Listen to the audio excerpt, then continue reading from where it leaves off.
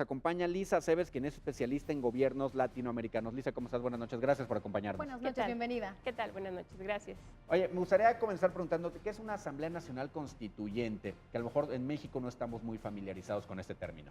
Claro. Bueno, efectivamente, ¿no? En México tenemos muchos años de tener una constitución aprobada, pero en el caso de Venezuela, ¿no? La experiencia de una Asamblea Nacional Constituyente es mucho más reciente. En el año de 1998, Hugo Chávez gana las elecciones y posteriormente convoca a una asamblea para transformar la constitución que venía rigiendo desde 1961 en ese país.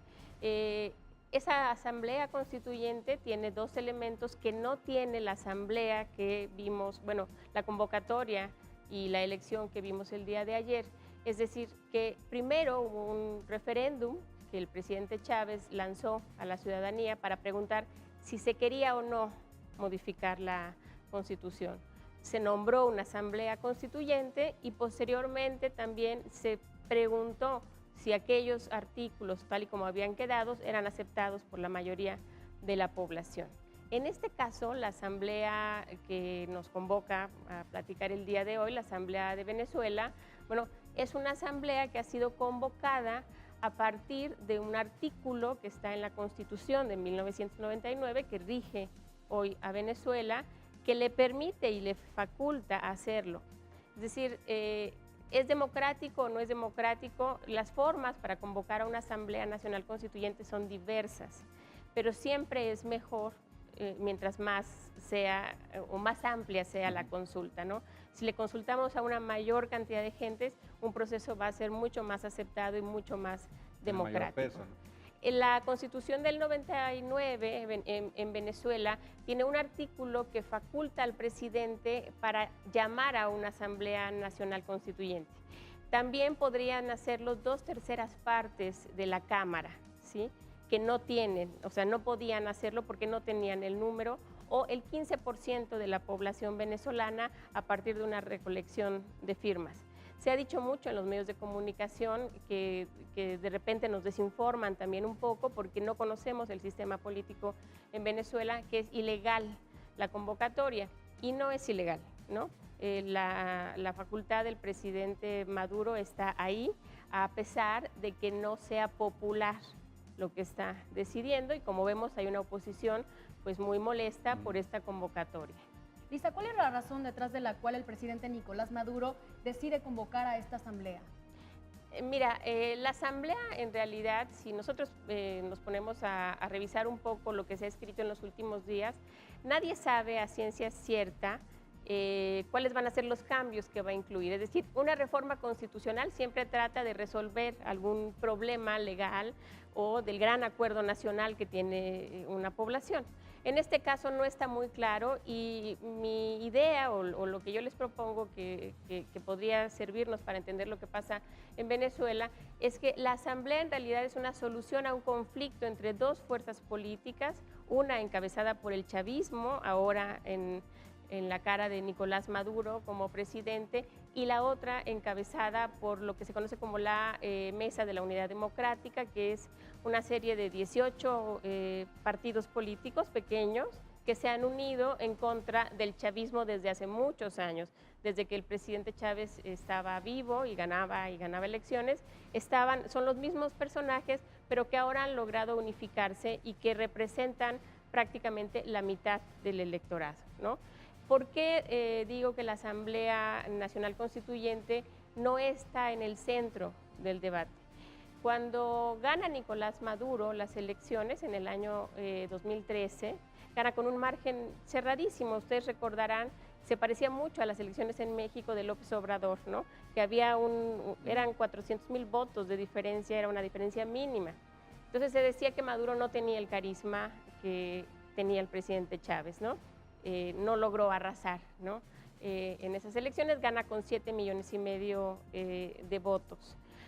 Su competidor pierde por muy poco. Entonces digamos que la correlación de fuerzas en el país queda muy, muy pegada. En las elecciones intermedias, en las que se eligen a los diputados, la Mesa de la Unidad Democrática, o sea, la oposición, logra obtener 107, 112 diputados, lo que le da la mayoría en el Congreso, y eso le permite una gran cantidad de cosas.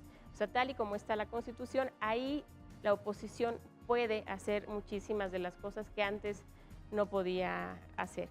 En ese conflicto, digamos, en esa correlación de fuerzas, Maduro o la fuerza a la que representa obtiene alrededor de 5.600.000, es decir, pierden, hay una base votante del chavismo que se pierde, y por primera vez la oposición en Venezuela en muchos años gana una elección. O sea, tendríamos que recordar que es una oposición que sistemáticamente ha perdido, y entonces decide, ¿no? Empieza a haber una disputa por algunas diputaciones que no son reconocidas, que le darían mucho mayor fuerza, ¿sí? Y justamente en ese marco es que la oposición convoca a un referéndum revocatorio para que Nicolás Maduro no siga siendo el presidente de la República Bolivariana de Venezuela. Que es lo que se menciona mucho, ¿no? Que ese es el objetivo justamente de la oposición, quitar a Nicolás Maduro, que lo podrían hacer.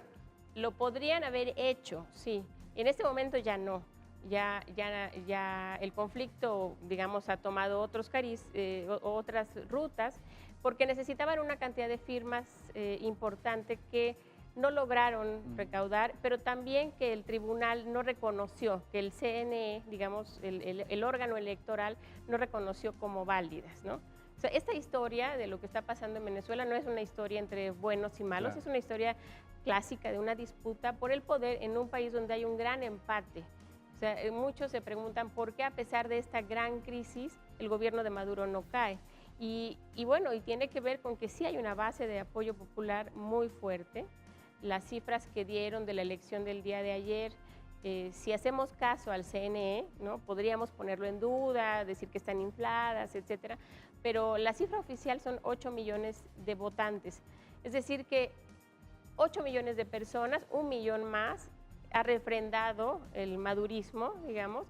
Hoy Maduro estaría más fuerte que el día que ganó la elección con un margen muy pequeño, ¿no? La oposición, por otro lado, ha decidido no participar de esta asamblea y ha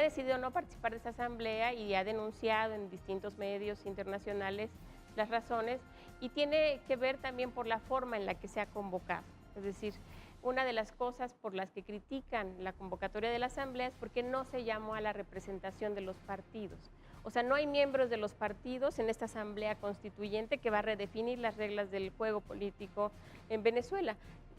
Lo que se hizo fue una representación territorial y una representación por sectores. Entonces, aproximadamente el 70% de los venezolanos votaron 2 veces. Explico, una porque vivo en tal localidad y elijo a mi representante para la Asamblea Constituyente, y otra porque soy parte del gremio de los estudiantes, o porque soy parte del gremio de los empresarios, o del gremio de los agricultores, de los pescadores, ¿no? Evidentemente, quienes participaron de esta votación, pues son grupos afines al proyecto de Maduro y al chavismo, digamos, en un amplio sentido. ¿Quiénes van a discutir la nueva constitución en este momento en Venezuela? Pues un sector de la población, y el otro que decidió no participar por considerar que eran fraudulentas, irregulares, no va a formar parte de esa discusión. Entonces, realmente es una situación crítica en términos políticos, porque es como si la mitad del país no participara del gran acuerdo nacional, que es lo que representa una constitución. Lisa, ¿cómo afecta ahora el hecho de que los grandes países no reconozcan los comicios en Venezuela? Sí, afecta. Evidentemente hay una presión internacional muy fuerte para Venezuela, ¿no? Habría que decir que desde la Organización de los Estados Americanos, desde la OEA, hace ya muchos meses que hay una presión fuerte para que Nicolás Maduro también pues deje el gobierno. ¿Por qué han dicho que no reconocen no tanto los resultados, no reconocieron la convocatoria? O sea, ¿Cómo se hizo? ¿Cómo se hizo? Es decir, esa convocatoria a una asamblea constituyente no la reconocemos porque consideran que no hubo es decir, que esta prerrogativa del presidente no es democrática. también están en juego muchos intereses. O sea, recordemos que Venezuela es un país que tiene un proyecto político que no es afín a los países que han sancionado de manera negativa el proyecto, ¿no? México, una noche antes, ¿no? El secretario de Relaciones Exteriores dijo que no reconocía esta votación, ¿no? Hemos visto cómo Videgaray ha estado peleando en el marco de la OEA con la que era canciller del gobierno venezolano, ¿no? México es un aliado importante de Estados Unidos. Estados Unidos considera también, o por lo menos una parte del gobierno norteamericano considera ilegítimo el proceso en Venezuela, y los otros países pues son afines también a esa política, ¿no? Colombia, ¿no? Estaríamos hablando de países alineados, digamos, de alguna manera, o en contra de un proyecto ideológico, ¿no? O sea, hay mucho de esto también en el escenario y afecta evidentemente al gobierno de Maduro que no tenga un consenso internacional. Ahora, el gobierno norteamericano, por ejemplo, se ha especulado que iba a dejar de comprar petróleo, lo cual sería catastrófico para Venezuela, porque el 90% de los ingresos y las divisas venezolanas son por la venta de petróleo. Y podría hacerlo, Estados Unidos podría sobrevivir sin la compra del petróleo de Venezuela, porque su mayor proveedor es Canadá, ¿no? Le compra un poco más a Venezuela de lo que le compra a México. Sin embargo, no lo ha hecho. Lo que han hecho es el Tesoro norteamericano, junto con otros personajes, al presidente Maduro, como ustedes decían al inicio del programa, le ha hecho sanciones económicas. Le incauta los bienes que puede tener en territorio norteamericano, que en realidad no sabemos cuáles son, probablemente sea nada, ¿no? Tal vez tenga una cuenta en algún banco mínima para viajar. Es decir, es muy simbólico, pero en términos económicos no ha pasado a mayores, ¿no? Ahí hay algo que vale la pena revisar. Oye, Lisa, finalmente, ¿qué viene? ¿Qué va a pasar ahora? ¿Qué podemos esperar que ocurra? Es muy interesante. Bueno, los escenarios son fuertes porque yo creo que tendríamos que asumir que mientras haya un desempate en términos de las fuerzas políticas, esto no va a resolverse, ¿no?